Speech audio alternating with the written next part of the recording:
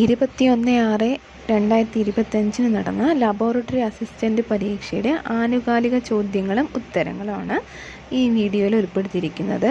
2024 രസതന്ത്ര പുരസ്കാരത്തിൻ്റെ പകുതി ലഭിച്ചത് ആർക്കാണ്? David Baker. Planet on the movement എന്ന പേരിൽ റിപ്പോർട്ട് പുറത്തിറക്കിയത് IUCN.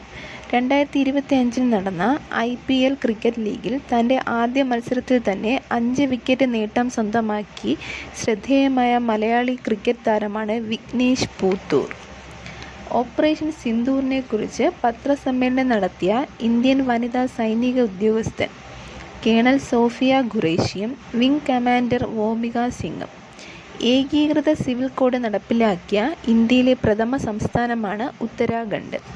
യുനെസ്കോയുടെ പൈതൃക പട്ടികയിൽ 2025 നാമനിർദ്ദേശം ചെയ്യപ്പെട്ട താൽക്കാലിക പട്ടികയിൽ ഉൾപ്പെടുന്ന സ്ഥലങ്ങൾ: കാങ്കർ വാലി ദേശീയോദ്യാനം, മുതുമൽ മെഗാലിത്തിക് മെൻഹിറുകൾ, ചൗസത്ത് യോഗിനി ക്ഷേത്രങ്ങൾ. 2025 ഏപ്രിൽ 30 ചുമതലയേറ്റ കേരളത്തിൻ്റെ 50ാമത്തെ chief secretary A. Jayathilak.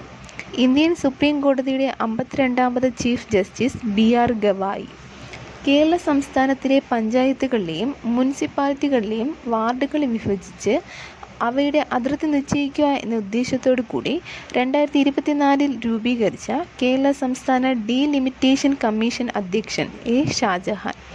Government ആശുപത്രികളിൽ രോഗികൾക്ക് ഗുണമേന്മയും സൗഹാർദ്ദപരവുമായ സേവനം ലഭ്യമാക്കുന്ന പദ്ധതി ആർദ്ര. ലോകബാങ്ക് പ്രസിഡന്റായ ഇന്ത്യൻ വംശജൻ അജയ് ബംഗ.